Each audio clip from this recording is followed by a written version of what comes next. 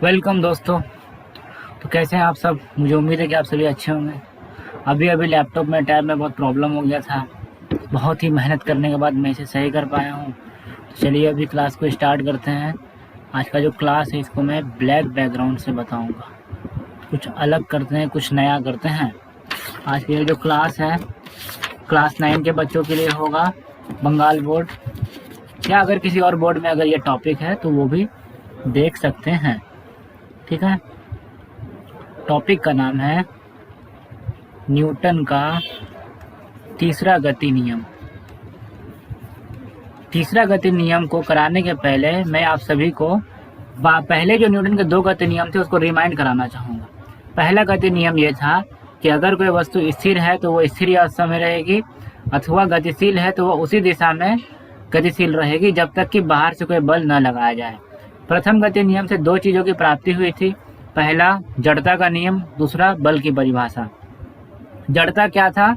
जड़ता किसी वस्तु का वह गुण था जिसके कारण वह अपनी अवस्था को बनाए रखना चाहता है। मतलब अगर वो स्थिर अवस्था में है तो स्थिर ही रहना चाहता है, गतिशील अवस्था में तो गतिशील रहना चाहता है। इसको मैंने डिटेल में डिस्कशन किया था। अगर आपको फिर भी नहीं समझ में आया तो आप प्लेलिस्ट खोल के वो वीडियो देख सकते हैं। ठीक है। उसके बाद न्यूटन का दूसरा गति नियम आया था। उसमें था संवेग की परिभाषा। संवेग में परिवर्तन की दर लगाए गए बल का समानुपाती होता है और यह उसी दिशा में कार्य करता है जिस दिशा में बल लगाया जाता है। मतलब अगर कोई एक बॉडी का मास है, पहले संवेग को समझते हैं। ठीक है। संवेग क्या होता है? संवेग का मतलब होता है मात्रा गुना वेग। ठीक है। मात्रा को हम लोग m से दर्शाते हैं और वेग को हम लोग v से दर्शाते हैं। तो संवेग मतलब होता है mv। इसका यूनिट क्या होता है? बहुत सारा गवर्नमेंट एग्जामिनेशन में भी संवेग या फिर इसको इंग्लिश में हम लोग मोमेंटम बोलते हैं, इसका यूनिट पूछ देता है। इसका यूनिट जो है सीजीएस सिस्टम में मास का ग्राम हो जाएगा और वेलोसिटी का सेंटीमीटर पर सेकंड। तो सीजीएस सिस्टम में ग्राम सेंटीमीटर पर सेकंड और एसआई सिस्टम में क्या हो जाएगा? एसआई सिस्टम में हो जाएगा केजी मीटर प्रति सेकंड। इसका डायमेंशन क्या हो जाएगा? इसका डायमेंशन निकाल लेते हैं। संवेग बराबर क्या होता है? मात्रा गुना वेग। मात्रा का डायमेंशन m होता है और वेग का डायमेंशन LT-1 होता है। ठीक है। तो मिला देंगे तो हो जाएगा MLT-1। ठीक है। ये जो हो गया इसका डायमेंशनल फॉर्मूला है। अगर डायमेंशन का बात करेंगे तो खाली पावर को लेना है। ठीक है। तो पावर हो गया 1,1,-1। ठीक है। डायमेंशन वाला चैप्टर में क्लास 9 का ही था, पहला चैप्टर में मैंने ये समझाया हुआ डायमेंशन को अच्छे से। ठीक है। अभी संवेग की तरह एक और क्वांटिटी है। ठीक है। संवेग जो है वो बनता है मात्रा से और वेग को गुणा करके। इसमें m आता है, v आता है। m और v आने वाला एक और क्वांटिटी है जिसको हम लोग बोलते हैं गतिज ऊर्जा। अभी ये क्या होता है? अगर मान लो कोई बॉडी है, ठीक है, वो गति कर रही है, उसके सामने मान लो कोई पत्थर आ जाएगा, ठीक है, या कुछ भी आ जाएगा, कोई सामान आ जाएगा, तो वो गाड़ी उसको टक्कर मारेगी और ये जो सामान है ये कहीं दूर गिर जाएगा, फेंका जाएगा। ठीक है। मतलब गाड़ी के पास क्या था? गाड़ी के पास कार्य करने की क्षमता थी। गाड़ी के पास कार्य करने की क्षमता थी, तभी गाड़ी ने इस वस्तु का स्थान को परिवर्तन कर दिया। ठीक है। कार्य किया। अगर किसी वस्तु का स्थान को हम परिवर्तन कर देते हैं उसको बोलते हैं कार्य का करना या कार्य का होना। और उस वस्तु को गाड़ी ने टक्कर मारी जिसके कारण उसका स्थान जो है वो बदल गया। इससे ये समझ में आता है कि गाड़ी के पास ऐसा कुछ था जिसके कारण उस वस्तु का स्थान बदल गया।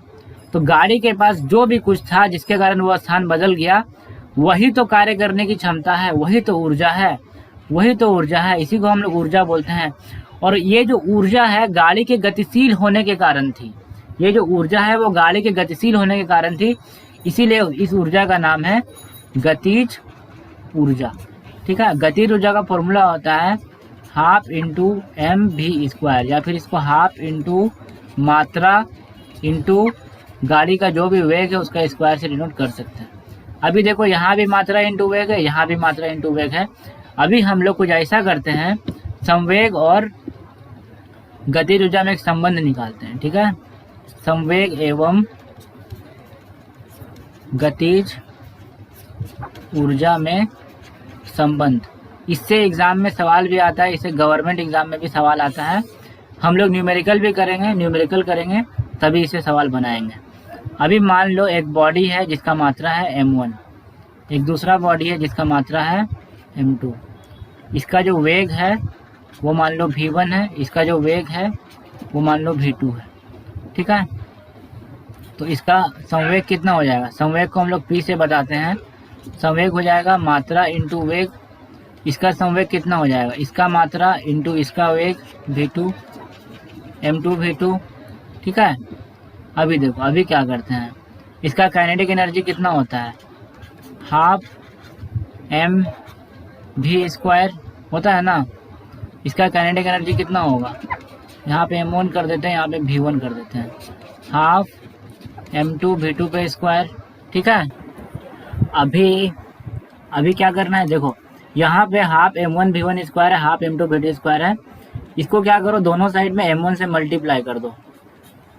तो इधर m1 से अगर गुना कर देंगे तो इधर m1 आ जाएगा एक्स्ट्रा, और एनर्जी को हम लोग E लिखते हैं, कैपिटल E लिख देते हैं। और इधर m1 एक पहले से है और एक m1 से गुना कर देंगे तो m1 गुना होकर क्या हो जाएगा? m1 पे स्क्वायर हो जाएगा और यहाँ पे v1 पे स्क्वायर हो जाएगा। इधर भी वही करते हैं, इधर m2 से गुना करते हैं, m2 इंटू इसका नाम दे देते हैं E2, इसका नाम दे देते हैं E2, E1 E2। ठीक है, हाफ इंटू m2 पे स्क्वायर v2 पे स्क्वायर। अभी ध्यान से देखिएगा, हाफ m1 v1 है, इसको हम लोग लिख सकते हैं p1 पे होल स्क्वायर। ठीक है, इधर साइड में करके दिखा देते हैं, m1 पे भी स्क्वायर है इंटू v1 पे भी स्क्वायर है। ठीक है, तो दोनों का स्क्वायर को हटा के एक सिंगल स्क्वायर दे देंगे। और आप लोग को पता है कि m1 v1 इक्वल टू क्या होता है? p1 पे स्क्वायर। तो कुल मिला के आया क्या? कुल मिला के आया m1 into E1 is equals to half p1 square is equals to half p1 square. ठीक है, तो energy is equals to 1/2m into P square. ठीक है, तो किसी भी बॉडी का जो काइनेटिक एनर्जी है वो हमेशा p²/2m के इक्वल होगी। ठीक है, बस इसका डेरिवेशन यही तक है, आगे बढ़ते हैं। ठीक है, इसी हिसाब से जो दूसरा बॉडी मैंने लिया था उसका भी रिलेशन आप लोग ढूंढ सकते हैं। इसमें आएगा इसका जो काइनेटिक एनर्जी है, इसका अपना मोमेंटम बाय इसका अपना मास, मतलब kinetic energy equal to half mv square तो होता ही होता है। ठीक है, इसका अलावा इसको संवेग के फॉर्म में अगर व्यक्त करना है तो p²/2mv इसको लिख सकते हैं। ठीक है, p²/2mv इसको लिखा जा सकता है। ठीक है, अभी आते हैं डिस्प्लेसमेंट, डिस्टेंस, ये सारा चीज़ मैंने ऑलरेडी बता दिया था। ठीक है, मेरे पास अभी जो बुक अवेलेबल है, अभी आते हैं न्यूटन का गति का तीसरा नियम। ठीक है, न्यूटन के गति का तीसरा नियम।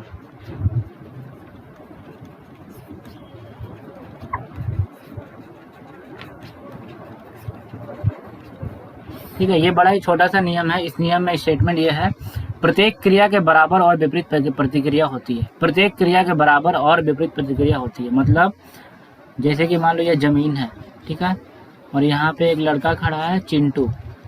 ठीक है, चिंटू जमीन पे अपना भार लगाएगा। ठीक है, mg, तो एक रिएक्शन होगा r, यही तो इसका mg और r जो है ये इक्वल होता है, इसी के कारण इसका वेट को जो फील किया जाता है। ठीक है, मतलब कोई भी बॉडी पे अगर हम एक्शन करते हैं तो उस बॉडी से हमको रिएक्शन भी मिलता है, और वो जो रिएक्शन होता है वो एक्शन के बराबर होता है और विपरीत होता है, बराबर होता है और विपरीत दिशा में होता है। ठीक है, प्रत्येक क्रिया के बराबर और विपरीत प्रतिक्रिया होती है, मतलब जो प्रतिक्रिया हो रही है वो पहला बात वो बराबर है, दूसरा बात वो विपरीत है। ठीक है, अभी देखो, अभी एक नियम आता है रेखीय संवेग संरक्षण। ठीक है, इंग्लिश में क्या बोलते हैं? Conservation of linear momentum. ठीक है, एक कोई बॉडी है, इसका मात्रा m1 है, ये कोई दूसरा बॉडी है, इसका मात्रा m2 है। मान लो ये कैरम बोर्ड का गोटी है, ये एक गोटी है, दूसरा गोटी है, ये इसको जाके टक्कर मारा, ठीक है, ये टक्कर के पहले है, ये टक्कर के पहले है, ठीक है। मान लो ये कोई दो, ये मूव कर रहा था v1 वेलोसिटी से और ये मूव कर रहा था v2 वेलोसिटी से। एक बॉडी का मात्रा m1 है, दूसरा बॉडी का मात्रा जो है वो m2 है, ठीक है। इसका जो वेलोसिटी v1 है, इसका जो वेलोसिटी v2 है, ठीक है। तो मतलब ये बॉडी भी मूव कर रहा है, ये बॉडी भी मूव कर रहा है, इसका वेग कुछ अलग है, 10, 15, 20, 50 कुछ भी हो सकता है। इसका भी वेग जो है 10, 15, 20, 50 कुछ भी हो सकता है, मात्रा को भी कुछ भी ले सकते हैं। अभी कोलिजन के बाद, अभी टक्कर के बाद क्या होता है, टक्कर के बाद ये जो पहला बॉडी है, मात्रा तो चेंज नहीं होगा, मात्रा चेंज नहीं होगा, दूसरा बॉडी मात्रा दोनों का सेम रहेगा, लेकिन पहला बॉडी का जो वेग है मान लो चेंज हो गया, चेंज होकर कुछ और हो गया, चेंज होकर मान लो हो गया v3 हो गया, और चौथा बॉडी का जो वेग है वो चेंज होकर कुछ और हो गया, v4 हो गया। ये जो नियम बोलता है रेखीय संवेग संरक्षण। रेखीय मतलब ये जो भी हो रहा है ऑपरेशन वो रेखा में हो रहा है, वो कर्व्ड पाथ में नहीं हो रहा है, ये सीधी रेखा में हो रहा है। संवेग मतलब यहाँ पे सबका संवेग कैलकुलेट करो, मात्रा इंटू वेग, यहाँ पे हो जाएगा m1 v1, यहाँ पे भी मात्रा इंटू वेग, यहाँ भी हो जाएगा m2 v2, यहाँ पे भी मात्रा इंटू वेग m1 v3, यहाँ पे भी मात्रा इंटू वेग m2 v4, ठीक है। तो नियम के अनुसार पहले संवेग कितना था, m1 v1 plus m2 v2, और उसके बाद संवेग कितना हो गया, m1 v3 plus m2 v4, ठीक है। तो संवेग जो है वो ओवरऑल चेंज नहीं होगा, संवेग जो है वो ओवरऑल चेंज नहीं होगा। इसका कुछ संवेग था गुना करके, इसका भी कुछ संवेग था, मान लो इसका संवेग 50 था, इसका संवेग 100 था, तो 50 और 100 को जोड़ देंगे तो कितना आएगा, 150 आएगा। टोटल संवेग को पहले जोड़ लिया। अभी यहाँ पे मात्रा तो दोनों का चेंज नहीं होगा, लेकिन टक्कर के कारण हो सकता है दोनों बॉडी का जो वेलोसिटी है, दोनों बॉडी का जो वेग है, कोई गारंटी है कि सेम ही रहेगा। ये v वेलोसिटी से आ रहा था, ये v2 वेलोसिटी से आ रहा था, दोनों में टक्कर हो गया तो कोई गारंटी कि दोनों सेम वेलोसिटी से जाएगा, नहीं, वेलोसिटी अलग अलग भी हो सकता है। लेकिन इस नियम के अनुसार जिसका वेलोसिटी मान लो चेंज हो गया, इसका वेलोसिटी भी मान लो चेंज हो गया, लेकिन इसका गुणा करने के बाद इधर भी 150 ही आएगा, ठीक है।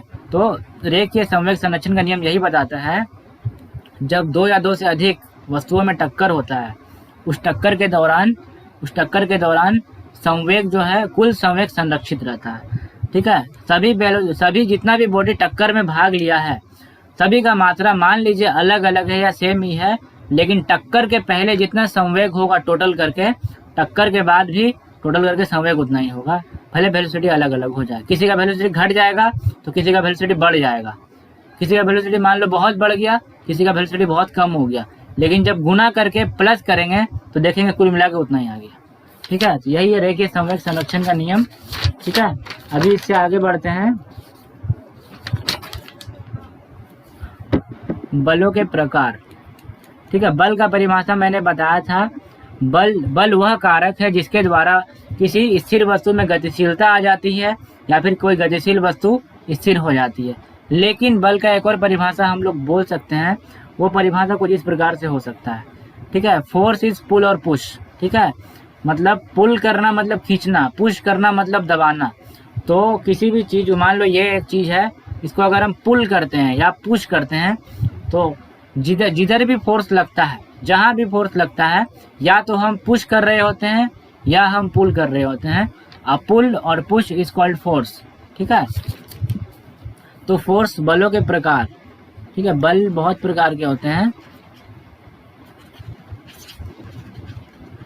बलों के प्रकार, ठीक है। बल बहुत प्रकार के होते हैं। पहला जो है उसको हम लोग बोलते हैं दाब, थ्रस्ट, ठीक है। इसको हम लोग क्या बोलते हैं, थ्रस्ट। ये क्या होता है, अगर कोई एक वस्तु है, ठीक है, और उसके ऊपर कोई दूसरा वस्तु रखा हुआ है, तो अपने भार के कारण, इसका अपना भार है, इसका अपना भार के कारण नीचे में कुछ ना कुछ ये पुश लगाएगा, तो उसी को हम लोग क्या बोलते हैं, थ्रस्ट, ठीक है। दूसरा नंबर होता है धक्का, जो अभी मैंने बताया, जिसको हम लोग बोलते हैं पुश, ठीक है। कोई वस्तु रखा हुआ है, उस पर अगर ऐसे फोर्स लगाएंगे तो वो कहलाएगा पुश। 3 नंबर होता है खिंचाव या फिर तनाव, ठीक है। कोई वस्तु है, उसमें अगर इधर से भी खींच रहे हैं, इधर से भी खींच रहे हैं, तो वस्तु में क्या लग रहा है? तनाव लग रहा है। या फिर ऐसे भी बता सकते हैं, एक वस्तु है, उसमें सूता लगा हुआ है और कोई आदमी उसको खींच रहा है, तो ये जो है इसमें तनाव लग रहा है। उसके बाद फिर चौथा नंबर आता है घर्षण। घर्षण का मतलब मान लो कोई एक जमीन है, उस पर एक वस्तु रखा हुआ है। आपको पता होगा कि घर्षण मतलब होता है कोई वस्तु कितनी भी चिकनी क्यों ना हो, उसको अगर माइक्रोस्कोप से जूम करके देखेंगे तो उसमें ऐसे ऐसे ऐसे करके स्ट्रक्चर मिल जाएगा। और जमीन कितना भी मार्बल का क्यों ना हो, कितना भी प्लेन क्यों ना हो, जमीन में भी ऐसा ऐसा स्ट्रक्चर मिल जाएगा। तो इसीलिए कोई भी वस्तु जब दूसरी वस्तु के ऊपर रखी हुई रहती है तो वो एक दूसरे को इंटरलॉक कर लेती है। और जब उस वस्तु पे हम बल लगाते हैं तो बल लगाते मूव नहीं करती, कुछ समय के बाद मूव करती है। और यही जो विरोध है, इसी को हम लोग बोलते हैं फ्रिक्शन, इसी को हम लोग बोलते हैं घर्षण। तो घर्षण बल भी होता है। उसके बाद फिर एक प्रकार का और बल रहता है जिसको हम लोग बोलते हैं आकर्षण या विकर्षण। आकर्षण या विकर्षण ये चुंबक में होता है। ठीक है, चुंबक का जो अपोजिट पोल रहता है एक दूसरे को आकर्षित करता है, और जो अपोजिट पोल नहीं रहता है एक दूसरे को विकर्षित करता है, दूर भगाता है। ठीक है, तो मेरे हिसाब से इस चैप्टर का जो टॉपिक मैंने अभी तक कवर किया, मैं वापस से रिवाइज करा देता हूँ आप सभी को। सबसे पहले जो